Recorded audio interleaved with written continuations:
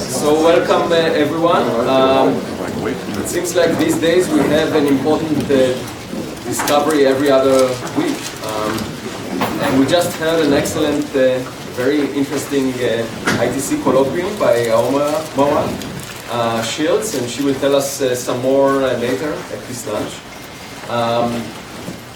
Before I get into the list of speakers, I want to mention a paper that appeared today in Nature, claiming to have detected the host galaxy of a fast radio burst.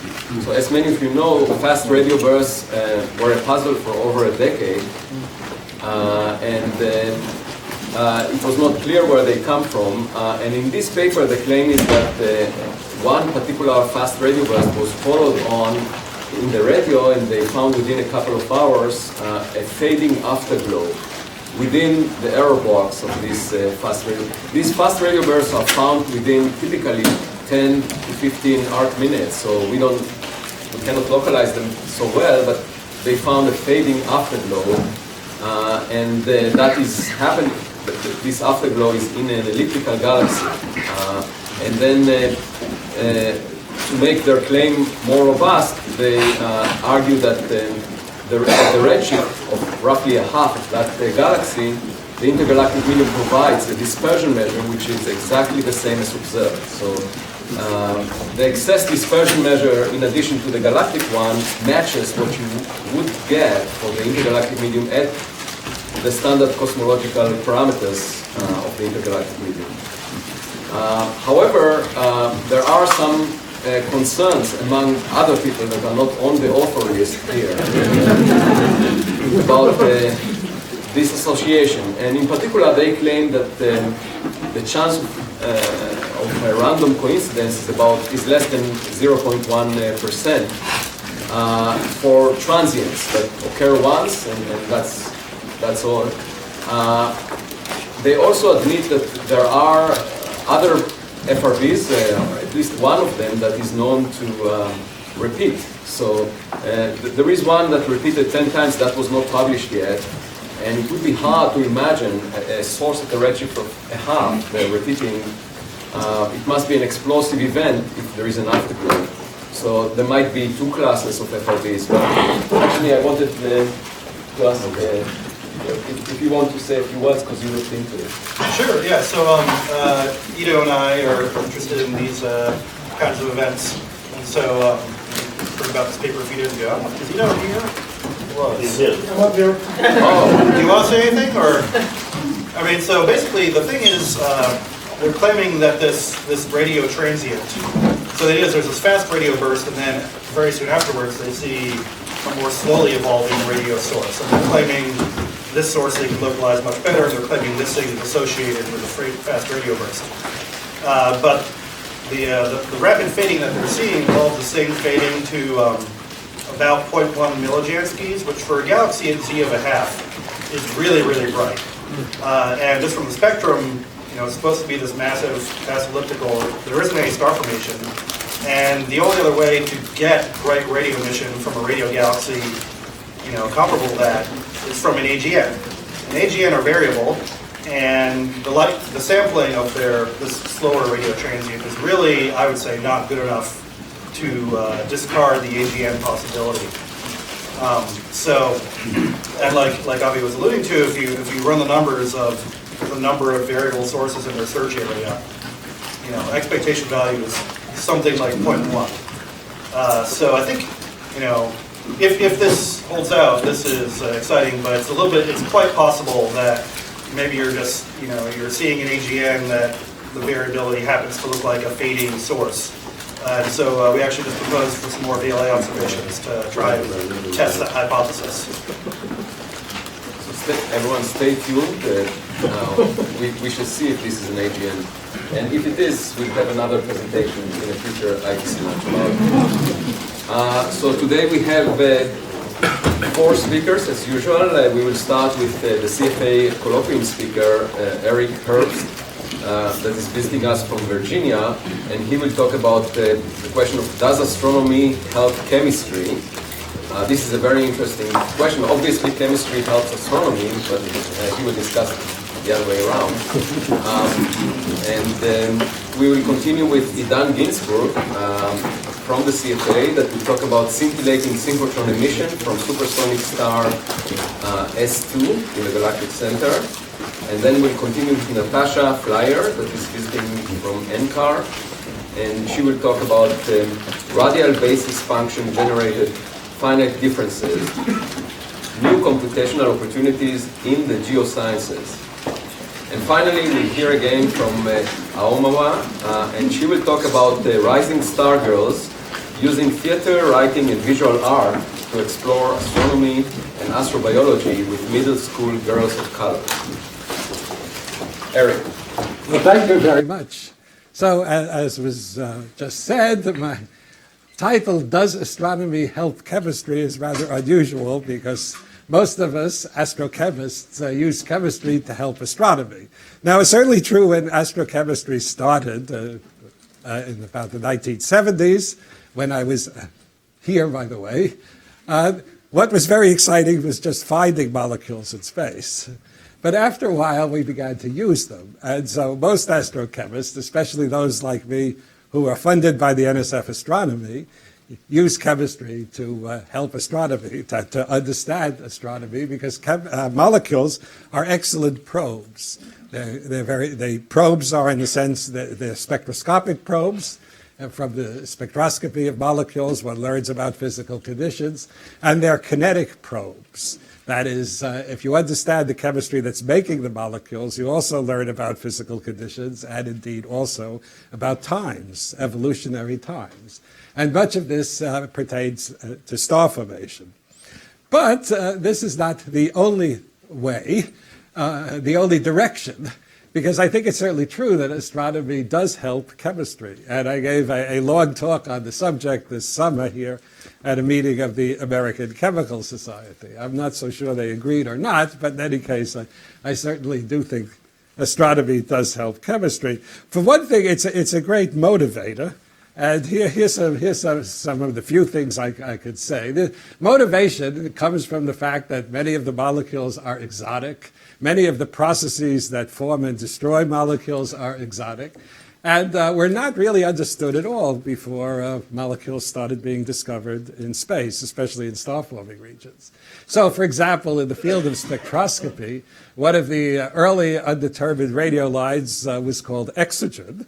And exogen was, my research advisor here, Bill Klepra, decided it was the transition from the molecular ion HCO+. The reasoning wasn't right, but the answer was right. But what I want to say here is that this helped to develop a field, the field of ions and exotic molecule spectroscopy. Several years after Bill's suggestion, this was confirmed by a physical chemist at the University of Wisconsin. And since that time, the spectroscopy of ions and other unusual species has grown. Of course, a lot of it here with Mike McCarthy and Pat Thaddeus's group. The next one, new forms of carbon, there's a Nobel Prize that came out of this. But three people who discovered the so-called buckyballs, the fullerenes, C60, C70, and those types of molecules. But what those guys were really interested in was finding such unusual forms of carbon in space, in circumstellar and interstellar space. And if you listen to them give a talk after they'd won the Nobel Prize, they would still say they were very depressed that these molecules had not been seen in space, because that was their motivation. And now, of course, fullerenes have been seen in space, but not all of the people are alive. Physical processes in dense, cold regions of the interstellar medium, there is a significant gas phase. And since there are dust particles, one might expect that most of the molecules would accrete onto the dust particles as ice. You wouldn't find much in the gas phase, but there are non-thermal mechanisms, even at the coldest temperature, one of which is a photodesorption, which has been studied by Karen Oberg here and others. And this is a very interesting process. It's become a very, very hot topic because it's very, very complicated, and there are several mechanisms involved. And all of this really started, I think, because of the astronomical interest. And finally, what's been called the most important reaction in the universe, the formation of molecular hydrogen from atomic hydrogen. This started, the chemists that got interested in it. There was first work by saltpeter suggesting that this was how molecular hydrogen was formed on dust particles, not in the gas phase. But again, the reasoning wasn't completely right, and chemists have learned a lot. There are a lot of different experiments. There are a lot of different ways in which hydrogen can be made on dust. And this broadened into worrying about more chemistry than just the formation of molecular hydrogen. So we have now studies of chemistry building up ices on grains, and well studied by infrared astronomy. So anyway, all of these topics, I think, were motivated by astronomy. Now, I'm not going to go into star formation here. This is my sort of still, it's rather busy and complicated and still oversimplified, but there's certainly lots of evolutionary stages, and I do low mass on the top and high mass on the bottom here. But what I want to talk about is only one stage. This is the so-called cold core, low mass predecessor, 10 Kelvin, density of 10 to the fourth, and the chemistry is very exotic and very unusual, and indeed was one of the first to be understood by astrochemists. But the chemists working on this have required, it has required a lot of work in the laboratory and theoretical work, was motivated by these unusual species. All right, here are some of these unusual or exotic species in cold sources in the gas phase. And they may not seem exotic to an astronomical audience, but they're so exotic to chemists that they wouldn't believe they existed. So they certainly obey most of the standard rules. So we have the molecular ions of positive and negative charges. We have isomers, which correspond to the structures, not the lowest energy structures, but excited energy, higher energy structures. Three-membered rings. Radicals are molecules that are reactive, have an odd number of electrons, and unusual species that have very long chains. Okay, as actually studied spectroscopically here, and these molecules are found. And the question is, one of the questions is, how could they possibly be made? The chemistry would not be the normal chemistry because no one had ever really studied the chemistry of them, and. So here is a list of processes that have been worked on by experimentalists and theoreticians, mostly motivated by the astronomy of these cold regions. Now, most chemical reactions have barriers and don't happen at 10 Kelvin. These are all exceptions. Reactions between ion and neutral species, that was known at the time that people became interested in these exotic sources, but very little has been done, and a lot more has been done since then. Something called dissociative recombination is when a molecular ion combines with an electron and just fragments. At the time when we first started doing simulations, we knew these reactions were fast, but no one had ever measured the products. Products have now been measured.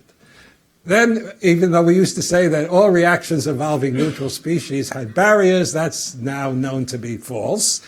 Here's an example of a reaction with a reactive species called a radical. In this case, it's atomic carbon, showing, again, a very, very important process, like the one above it, forming molecules that don't have much in the way of hydrogen. One of the things that's exotic about even the normal molecules in these sources is they don't have much hydrogen. They have a lot of carbon. Normal organic molecules in the laboratory have much more hydrogen than that. And yet these species don't have much hydrogen, despite the fact that hydrogen is the most abundant element. So the chemistry is exotic, and all of these reactions tend to produce hydrogen-poor species, like that dissociative recombination doesn't produce much water, but produces OH.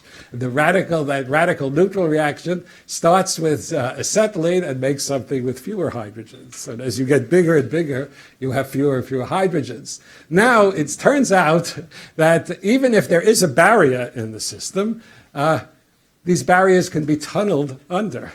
So this particular reaction was studied and found to be slow at room temperature and 2 orders of magnitude faster at 50 Kelvin. And I'll go into that in more detail in the seminar this afternoon.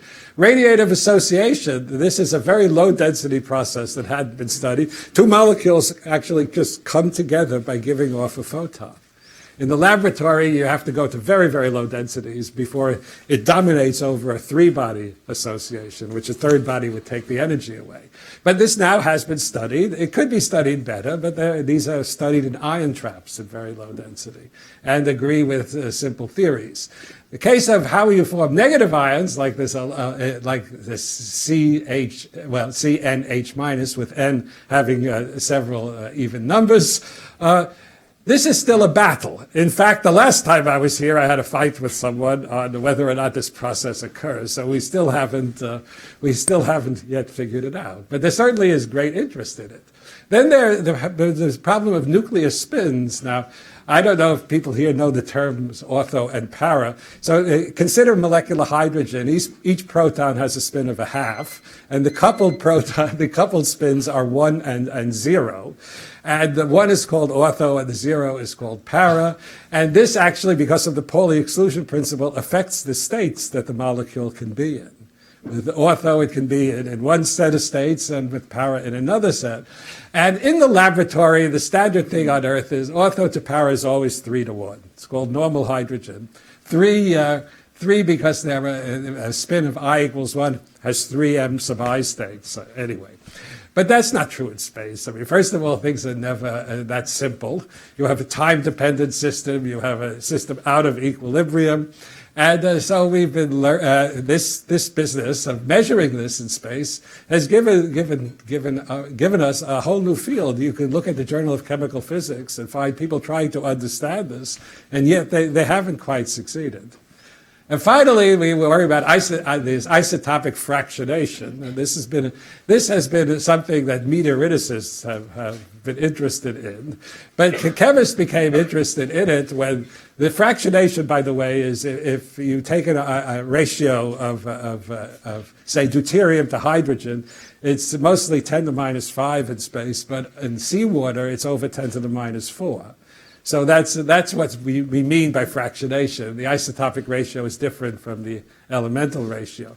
But deuterium to hydrogen in space can come up to 1/10 or so. In fact, there's some species, it's estimated, there'll be more of the deuterium form than of the hydrogen form. So this is a very strange effect, and of course people have been trying to understand it, and I think we do understand it now. It turns out to be rather simple, but certainly the motivation for chemists to do it came from astronomy. Money also, this is an example, I can't even remember which storage ring this is. I think it's the German test storage ring in Heidelberg, and it is one way in which dissociative recombination is studied. That's the ion recombining with an electron and fragmenting. And so the ions and the electrons are going around with millions of electron volts, and they're coming together, though, with low relative energies. And this is how the neutrals, which then go out of the beam, have been studied. So there's a lot of money that has been poured into this. One final picture here to show you that we've learned a lot about ice mantles on dust particles, and this is an early simulation of what an ice would look like based on reactions and accretion and things occurring. This, my pointer, if I can find it. Right here. Too many things in my pockets. Anyway, this is the dust particle here. This is 100 layers of ice, and the black parts are empty, and the colors are different molecules, showing you how complex these ices are likely to be, and so how complex the chemistry is likely to be, which we'll go over this afternoon. And that is the last slide. So thank you.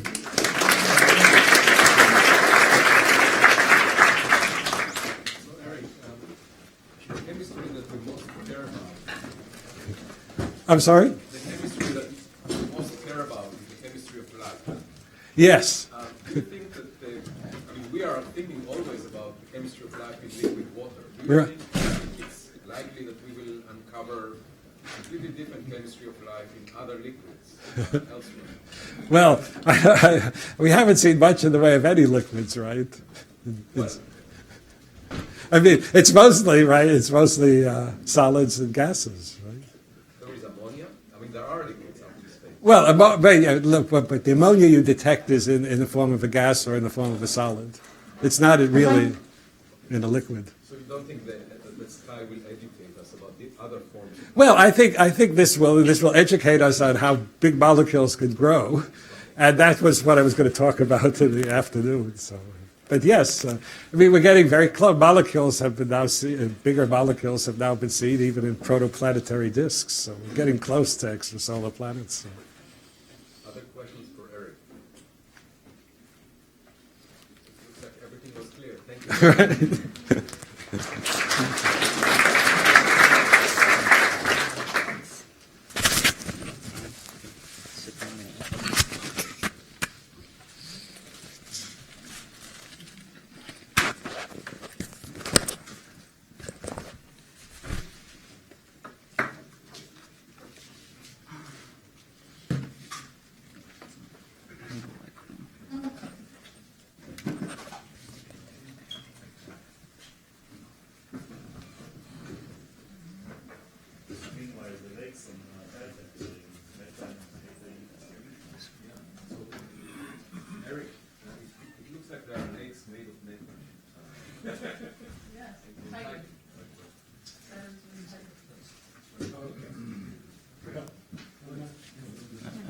איפה אני צריך לשים את זה?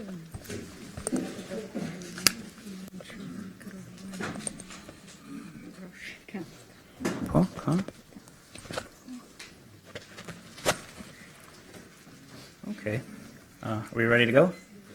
All right. Well, thanks everybody. It's a pleasure to be here and to talk about our latest paper. And I do mean our, because as you can see, I work with some very talented people, and we got a very exciting result. This is going to be about the synchrotron emission from star S2, which is one of the most exciting objects in the galactic center that is not a black hole. And so before we get into that, let's do a little bit of background.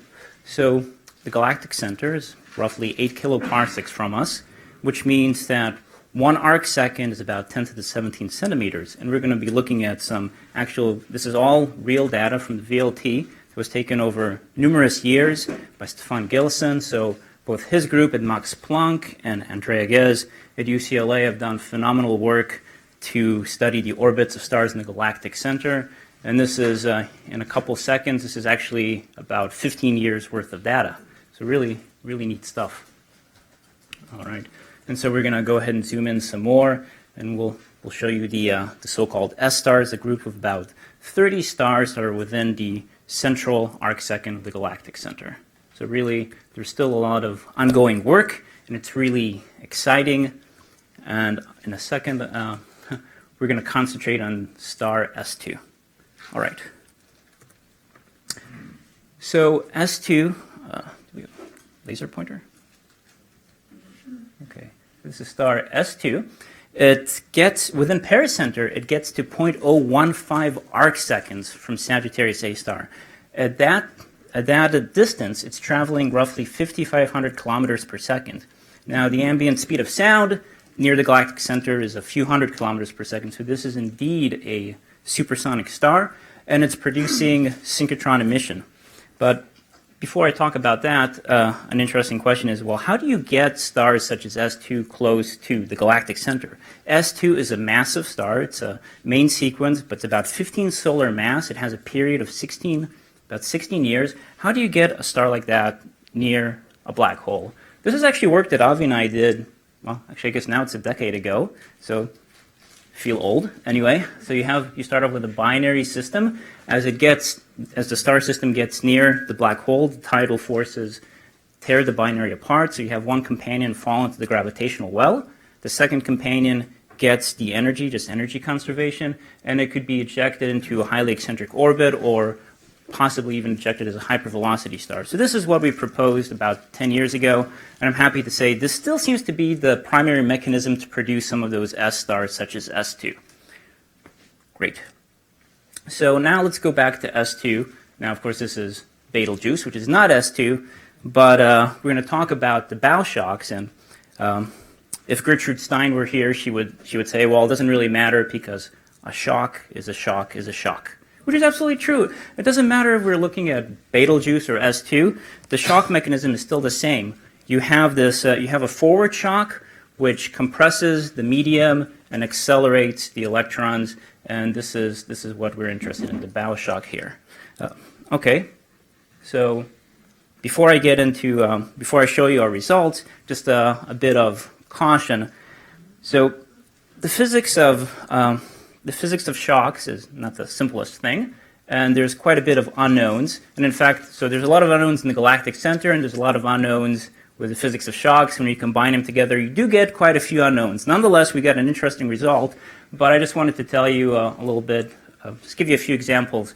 So, for instance, the fraction of shock energy that goes to the energetic electrons, we did a literature search, and we found that a reasonable value is a few percent. However, this is not necessarily the case. It could be substantially less than a few percent. So there's certainly some leeway there. The fraction of energy goes in the magnetic field. We chose a value of 0.1, but again, there's about an order, a magnitude difference one way or another. So it's not, so you have to choose reasonable values and see what happens. And as for the star S2 itself, there's the mass loss rate and there's the velocity of the wind. The mass loss rate for a star, for a main sequence star like S2, is not, it's again, unfortunately, somewhat poorly constrained, but we chose a reasonable value of 10 to the minus 6 solar mass per year. And the velocity, the wind velocity, we chose 1,000 kilometers per second, which seems to be reasonable. So when you do that, what do you get? So here we have, this is the synchrotron power and flux plotted against well, first of all, against Sagittarius. These are actual measurements of Sagittarius A star.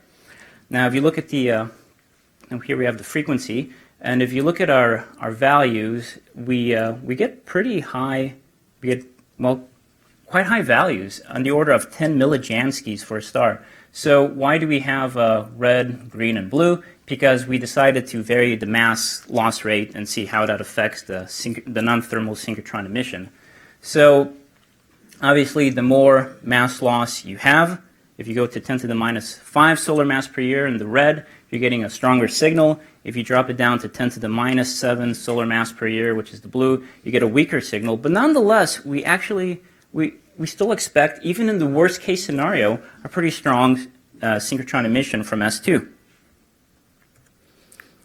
Why should you care about that? Why does that matter? Well, it's cool, so we can see the synchrotron emission from S2, but we already know about S2 from work done by Andrea Ghez. So why is this important? Well, for one thing, it can help us put constraints on the environment around the galactic center. Lorenzo wrote a very interesting paper about that. So I'm not going to go into all the detail, but he talks about putting limits on the accretion disk around Sagittarius A star, which you could conceivably do with S2.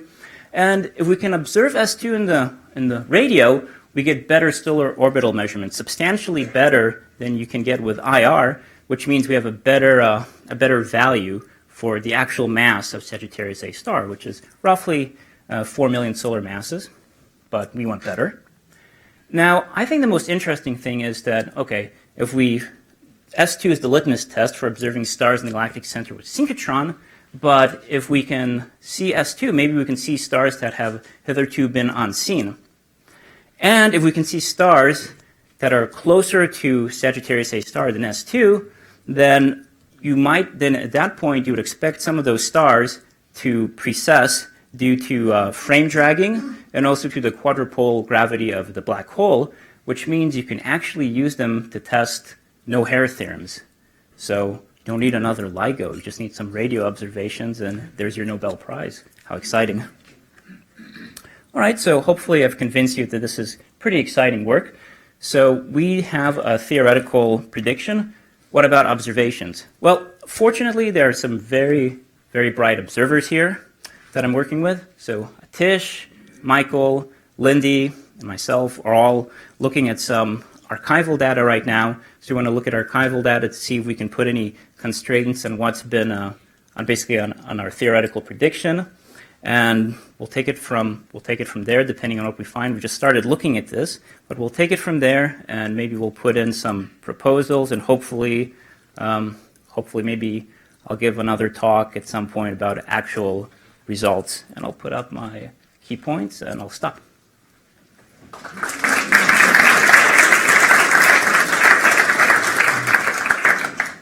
Questions for Idan? So your plot, 10 to the minus 5, 10 mass per year mass loss is what you would likely need for this to be detected? No, that's a great question. Actually, you don't. Because that's a very high mass loss rate. It is, and actually, even if you go down to 10 to the minus 7 solar mass per year, it should still be detectable. It depends on a lot of parameters, but we roughly got that even if you go down to 10 to the minus 7 solar mass per year, depending of course at what frequency you're observing, you should be able to see as to at roughly 10 millijanskis. But conceivably, some of those parameters are wrong, which could be. Even if it drops down to 1 millijansky, we should be able to detect it.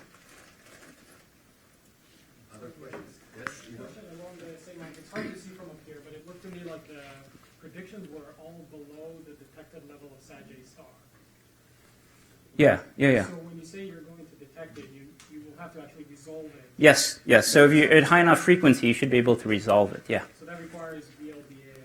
Yes. Yes. Yeah. Not just VLA observation. Right. Yes. Absolutely. Presumably it will also be time dependent because of the orbit. Yeah. And at pericenter should be the ideal time to see it because it's going at its fastest. Yeah. Is next year? Yes. Erwin? How much of the sky are you going to have to search with how fine a beam in order to have a reasonable chance? Right. So that's so basically, if we just well, that's a good question. We haven't determined all the nitty-gritty details, but basically, we should be able to use existing instruments now. We don't have to produce anything new. You should just use the VLBA to see if we see anything. Now, depending on what we observe or what we don't observe, we may have to then refine our search, maybe take deeper observations. Yeah. All of this data should be in the Event Horizon Telescope data anyway. Well, we can. I could. Shapir, we can ask Shapir. But the beams of the individual elements of the array are much larger than this region, and so this will be in the data set somewhere as long as you're willing to search through it in the right way. You are looking at big enough field of view. I guess Michael's probably also. Yeah, Michael, do you? Yeah, so it's interesting. Basically, any VLBI observations on Sagittarius star should be usable. That's why the archival data is great. And if we saw it, we could track orbits using the archival data. But it is interesting that in some archival data, observers have reported, some flaring event that's fairly close to Sagittarius star. And typically, you just throw those epochs away, and you say, that was wasted. Something else is contaminating our observation. But if they're stars and if you can use them, track the orbits, Right. that'd be terrific. So it's exciting. But you just have to reduce the Event Horizon Telescope data with a different phase center, and you'll get this. And I just want to comment that the motivation for increasing the accuracy of the positioning is not getting the mass of the particle more accurately, because that is degenerate with the distance to the galactic center, and the only way to resolve the distance is by measuring radial velocities, which you won't have. Or acceleration. You measure acceleration, not just the orbit, you measure the actual acceleration. Acceleration. The purple moon. What? No. That is all degenerate with the distance. No, but if you measure the acceleration as well, somehow the radial acceleration. Any radial information will give you, but you won't get it from imaging. Not from imaging, but if you have, for example, a spectral line. Right. Yeah. Exactly. So Yeah. No, I wasn't very specific about that. Yeah. Okay. Let's thank. Thank you.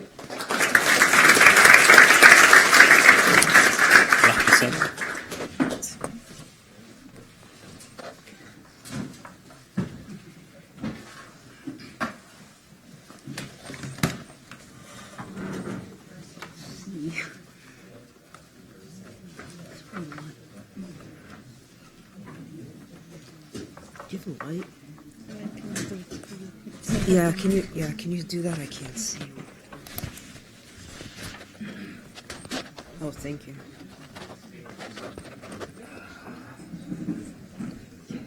Okay, good. What? No, it's pretty attached.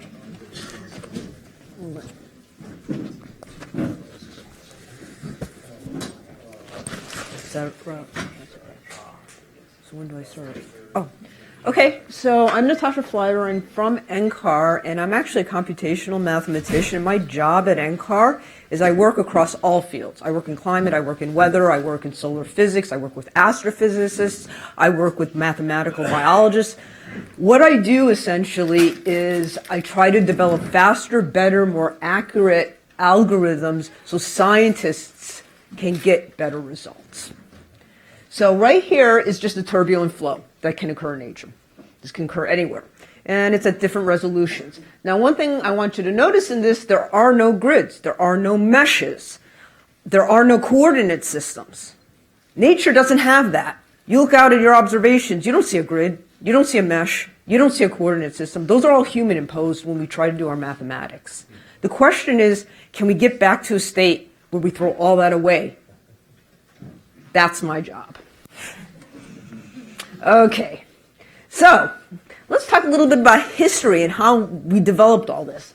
So this is sort of the evolution path in numerical methods. Started out in 1910 with finite differences. Most of you know, everybody's taken a class in how to do finite difference, approximate a first derivative. And basically you do it using polynomials. That's what finite differences are based on. The problem is you are basically relegated to a rectilinear grid. Everything is just squares and then more squares and then more squares and more squares. Then what happened in around 1970, pseudospectral methods came around. Fourier, a lot of you may work with spherical harmonics. But again, you have a grid. That's a lat-long grid, and that's geodynamo. That's a picture of. Then in about 1991 came along this method called radial basis functions, but it really hasn't been developed till the last 12 years. And what this is, it translates of a radially symmetric function that are dependent on the data locations. They have no coordinate system. All they want to know is, where is your data out there in space? And so, for instance, here would be, if I was going to do something on the surface of the Earth, this is where my data points would be. Because let's say I wanted, and in this case, I wanted to do something that had to do a lot more with topography. So there are the Himalaya mountains, you see the east range of Africa, and over the ocean you have less. Okay? And they're scattered. There really isn't any, over the ocean they're a little bit more even just because nothing happens out there. But basically I can place my nodes freely, and I can place them freely in any number of dimensions I want. Okay. So, what are these radial basis functions? What is meant that? So basically you choose a radially symmetric function. There are piecewise smooth ones, and I've only plotted half because they're symmetric, so just flip them over the axis. Those are cubics, those are thin plate splines, and what most people are familiar with are Gaussians. But you can also have multi-quadratics, inverse quadratics, and they're just a bunch of different types of radial functions. And basically, I'm going to give you an example. What you want to do is you want to find linear combinations of rotated versions of these functions, call them phi, that collocate your data. So let's say you're in 1D. I have just randomly spaced data in 1D. That's my function value. Those are my data points in X. And what I do is I place one. I'm using Gaussians here because everybody seems to know what a Gaussian is. So I place one Gaussian there, I place one Gaussian there, I place one Gaussian there, there. Now I have to weigh each of these differently, but that's where I find my linear combination. How much should I weigh each of these such that I get an interpolant that goes through my data? In 2D, it's actually very simple. Instead of using just one, I use rotated version. So I take that Gaussian, I just rotate it. Now, and then I place one there, And then again, I find a linear combination, and I get a surface. And the only reason you have a grid here is I needed this for plotting, the plotting routine. I had to plot with a grid. So basically, the difference is that R here, and this is going to be going to this next slide. So what is this in sort of mathematical terms a little bit? Well, this is what it is. I took that last picture there, plotted it up, and basically I said, okay, give me scattered data. So x is a vector here in any dimension. Let's say here we're in 2 dimensions. At each data point, I have some function value, f, and s is my interpolant, and that feed, you can think of that as a Gaussian, and I weigh each Gaussian by coefficient lambda. That was that weight I told you. I have to weigh each one to determine, and if I sum them up, I get an interpolant to that surface. Now, this is where this is very different. Those 2 bars mean the Euclidean distance. So in my previous slide, I denoted that as r. In this slide, I specifically wrote that out. So that is literally the Euclidean distance you learn in Calc 1. So they're not based on a coordinate system. They're based on the distance from one node to the next node to every other node. So this is what this would look like. Every row in this matrix, if I call that, oh, I have a laser pointer here, that's right. If I can figure out how to work this. So if I call that one node 1, I measure node 1 to itself and then to all the other nodes. If I call that one node 2, I measure node 2 to node 1, then to itself, and then to all the other nodes, and if I call that n, and so those become the rows.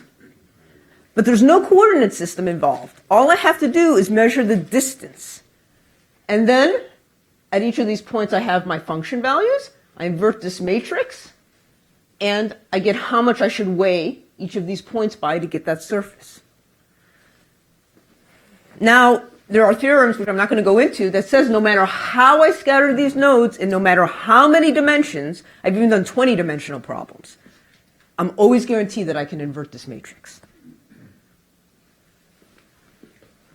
So it's powerful in that sense. So now, the one thing too, though, is that imagine if I was working though with 1 million nodes, which I'm going to show you a case. I obviously, if I want to calculate a value here, I don't want to use all 1 million nodes because this would be a 1 million by 1 million matrix, which would just be too computationally expensive. So what we do is we've developed a method. It's only about 5 years old, and it was developed in Boulder, Colorado, and we go local. And so basically what we do is we say, look, okay, so let's say this is a plane. Here I have a sphere. Here I have a wedge, a spherical wedge in 3D. What I do, instead of, if I want to approximate at this blue point, I don't use all the nodes in my domain, like I did in my example. I say, I'm just going to use, let's say, the closest 21. These are 21 purple, to approximate there. And that gives me actually a relatively good approximate. This on a sphere to approximate at the square. Here, I'm going to use the local 75 rather than all the nodes on the sphere. And like here, to approximate at that red point, I'm going to use the closest, and I forgot how many green nodes I have there, rather than everything. And that gives me very, very sparse systems. The systems I get are 99.998% empty. And they go really fast. Okay, so to give you something fun. So this is actually an example. So now imagine I wanted to, so this is the Brusselator equation. I don't know if you know this was done by Alan Turing. He basically studied pattern formation on animals. And, you know, why do zebras get their stripes? Why do leopards have spots?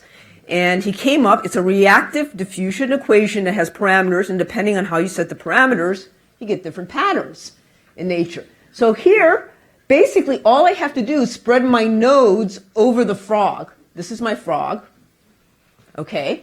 And depending on how I set my parameters, and this is in nature, this is the Tabasera rain frog, and that is the poison dart frog.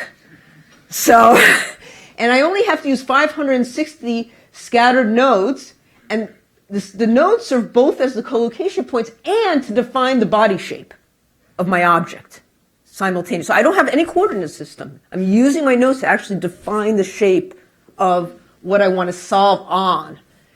And basically, the high accuracy of the method translates to the fact that I only have to use 560 nodes to do that. Okay. So this is another example. This is this is the 3D acoustic wave equation. And here, for instance, we start off. These are pictures, by the way, in 3D, and the reason we do this is this was done with the oil industry. They like to take two isosurfaces and just kind of cross it to plot it. So this is an isosurface this way, this is an isosurface this way. So what we do is we set off an explosion. What this dotted line means is we have a total discontinuity. So the big problem in natural gas and oil exploration is, as well as in aquifers, is that you have complete discontinuities in your material. So how do you go through interfaces that are completely discontinuous?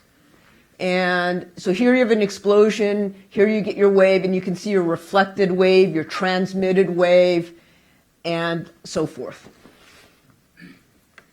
So what we did is a timing comparison. In the industry, they use your finite differences that everybody was taught, except they go up to 20th order, which is really, really high. That's a lot of points in all three directions. And this is the state of the art. The green is state of the art in the oil industry. And what I mean by this is what's used by Chevron, Exxon, Shell. And if it's filled with yellow, those are GPUs, for those of you that are familiar. These are CPUs. And these are done with RBF. And actually, this was done by a PhD student at a desktop. So this was done by a PhD student at a desktop compared to what the oil industry runs. We actually had a major grant funded, and as soon as this came out, our funding ended 4 months later. So I don't know why. There was a big correlation there. And the reason is that, what they're using very wide stencils. They have big domain over. They have a lot of communication. We don't. So basic take-home message for this whole talk is that these RBF-FD methods combine high accuracy, great flexibility. You can handle integral geometries. You can node refine. They're fast. They're particularly effective. And Ben Formberg is my husband, actually. He's a professor at CU. And the two of us just published a book about 3 months ago on the subject. So if you want to learn more, you can buy the book, which is actually not that expensive. It's paperback. I don't know. If you're a member of Science, it's only like $50. So if you're not, it's like $70. Exactly. Exactly. So, thank you.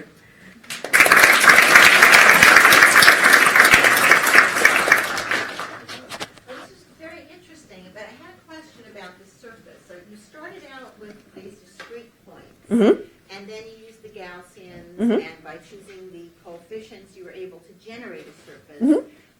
And with the frogs, you were able to generate surfaces that look like frogs. Right. But in general, how do you know that what you are doing is unique? And if it's not unique, how do you know that it's the right one? For the frog, you could know that because you know if you match the frog.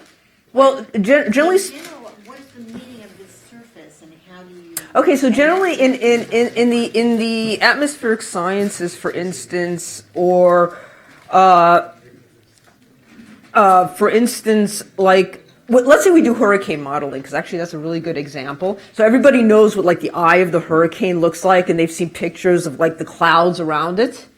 What we do is we say, okay, we know that, so we start out with an observation, okay?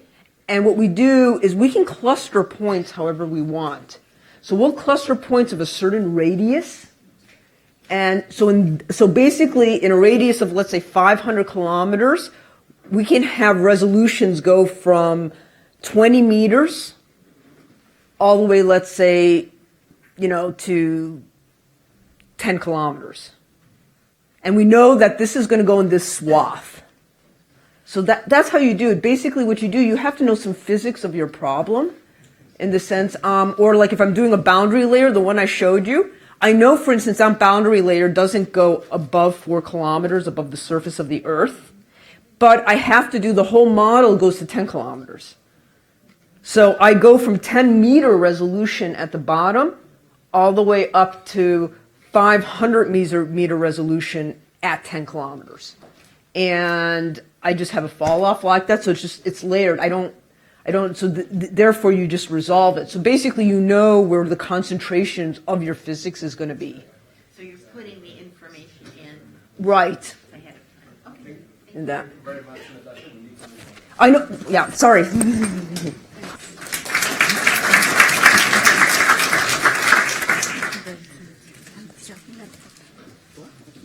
Oh, she's on my back.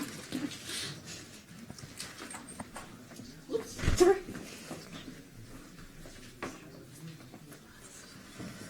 Set them there. Okay. Put that.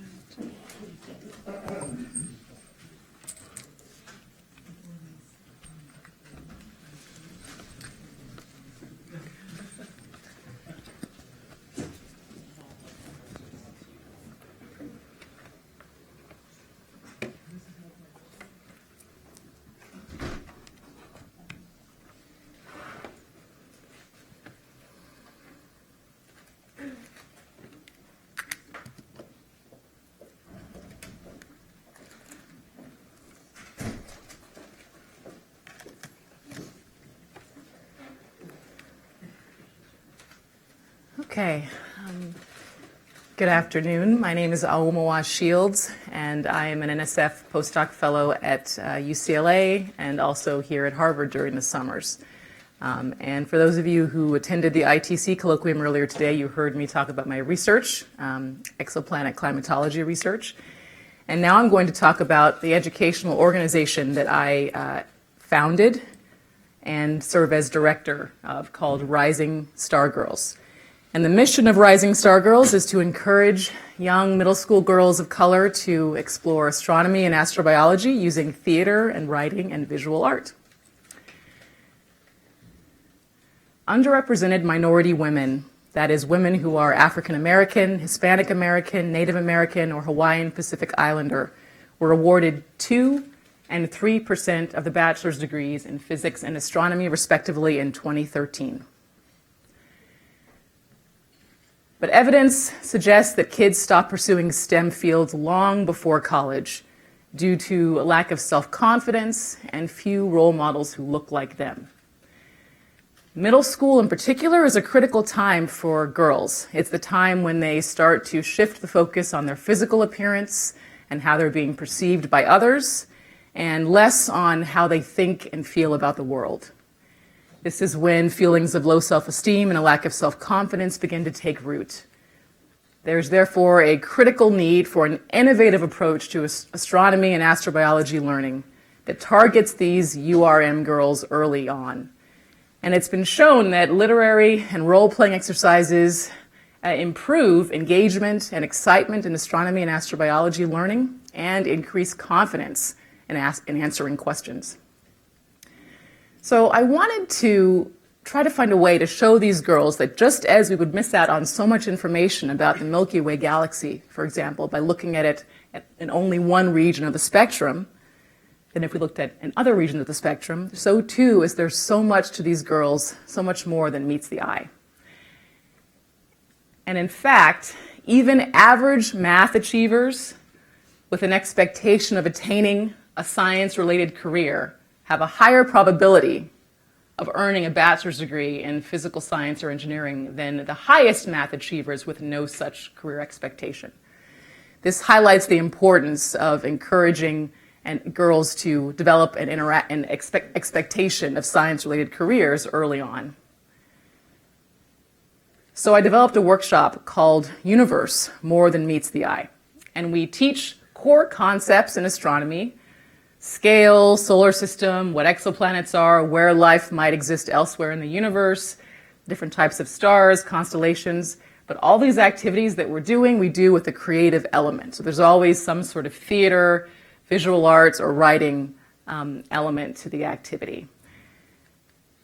This is all towards the goal of helping the girls develop a personal connection to what they learn, so that if they continue on in astronomy as things get more challenging, they'll be less likely to abandon this interest. So I've conducted 2 workshops so far, one at Irving Steam Magnet Middle School in Eagle Rock, California. So the arts was already in there with the STEAM, which was good. All of the girls were Hispanic. We met twice a week for 2 hours each day for 3 weeks. And there are about 10 to 15 of the girls that I worked with. And then last summer, my first summer at Harvard, I incorporated select activities from the Rising Stargirls workshops into Science Club for Girls workshops. So they have a 5-week program called Young Leaders in STEM, where each week high school age girls, so a little older, are exposed to a different science career. And they actually get paid as if it's their summer job, and they apply through the mayor's office. And I conducted the Astronomy Astrobiology Week, which consisted of about 4 days, Tuesday through Friday. And I did activities from the Rising Stargirls program during 2 of the days. The other days were largely field trips, and we came to the CFA, of course.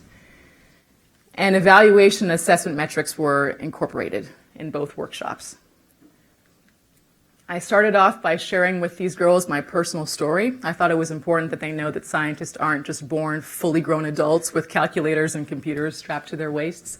And I wanted them to understand that I didn't come from parents who were scientists, but I did come from parents and grandparents for whom education was paramount, and that was the most crucial thing indicator of my success. And I had a grandmother who was a math major at Tennessee State University in the 1930s. And carried that love of math throughout her life. My mother got her PhD in a different non-science field, but education was always a part of our lives. I also wanted them to know that what sort of sparked my interest in astronomy was really popular media, film and TV that had like a sci-fi focus. The girls decorated composition books, which we called playbooks as opposed to workbooks, with astronomy-themed images from magazines. That was like the first day's activity. And then we also did an activity called Art and the Cosmic Connection that comes out of NASA, where the girls learn about how the elements of art, line, shape, texture, color, are sort of perceived on planetary surface geology and how we can use those elements to interpret planetary surface geology. For example, seeing a line on a planet's surface can be indicative of a tectonic process. If you see a circle on a planet or a moon, usually it's indicative of an impact process. And then the girls got to use soft pastels to develop their own artistic interpretations of real NASA remote sensing images. We learned about constellations, how there are these patterns in the sky and very subjective, and they differ from culture to culture. We read origin myth stories from Western civilizations, as well as African and Native American and Polynesian civilizations. Then the girls got to create their own constellations. So they were passed out black construction paper with holes punched in them, and they got to connect the dots however they wanted, and then they named their constellation and then wrote their own origin myth story about the constellation. So as an example, this is the pizza rat constellation. And the origin myth story tells the story of a rat that was extremely fat, and his mom gave him money to go to the gym, and instead he went to a pizza parlor and ordered 30 pizzas, and his mom was very upset, and so she flung him into the heavens where he became the pizza rat constellation. I thought it was interesting how the body image issues came out in this activity as well. The girls calculated the distance from the Earth to various solar system objects in units of themselves rather than feet or kilometers or astronomical units, again, to highlight the kind of personal element to each activity. They designed their own exoplanet. So we talked about what exoplanets are and how, because of their distances, there are no detailed images yet. We only have artistic interpretations of what these planets might be like. Then they got to choose an exoplanet in their own mind and give it a name and make choices about the planet, like how many stars it orbited, whether it has life on it. If not, why not? And so this is actually looking at the landscape of a planet that this girl created. During the summer, last summer, because we were here at Harvard, we went to the Harvard Art Museum. And so the girls got a tour of some of the selected exhibitions at the museum. Okay, I'm going to wrap up here. And they got to learn about how the different time periods during which certain artistic media were created. Then they got to sort of use their detective skills to decipher clues within the art that would tell them where and when the art was created. And of course, we came to the CFA, and we had some wonderful people here who gave the girls a tour of different plate stacks and different aspects of the CFA. They got to sit at the refractor, use the micro observatory. Finally, we incorporated some assessment metrics in both workshops. So the girls were asked to rate their level of agreement on a series of statements. And one of the statements, so both before and after the workshop, one of the statements was, I see myself as a science person. And here in Irving, we had, whereas 20% gave that 4 or higher, 6 being strongly agree. So they gave 4 or higher, 20% before. Then after the workshop, we had over 60% rating of 4 or higher. So that was very encouraging. For the Science Club for Girls group, the results were less clear. And so that could be due to several reasons. Maybe this is an older age range of girls that might highlight the importance of targeting these girls early on. Also, I only worked with them for 2 days, maybe a total of 4 hours with the actual activities. So I like to think this is because they didn't have enough of me during this whole time. We also asked them to rate their level of agreement on the statement, I talk with my family and friends about science. And both at Irving, as well as at Science Club for Girls, we saw a marked improvement after. They also rated their level of interest in astronomy. Okay, I'm finishing, I'm sorry. I get really into this stuff. And again, improvement. So final quotes. When I gave one girl Pluto to do her distance calculation, she said, I don't want to do Pluto, it isn't even a planet.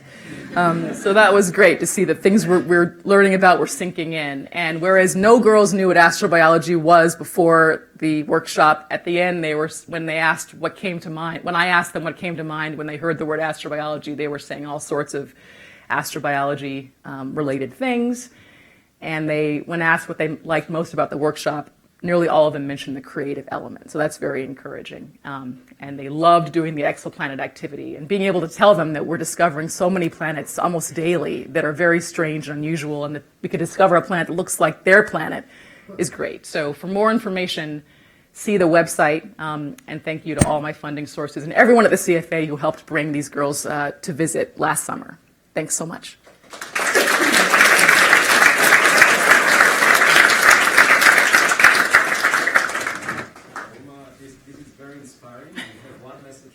Yes. Will do. Thank you. Thank you all for lunch. Thank you.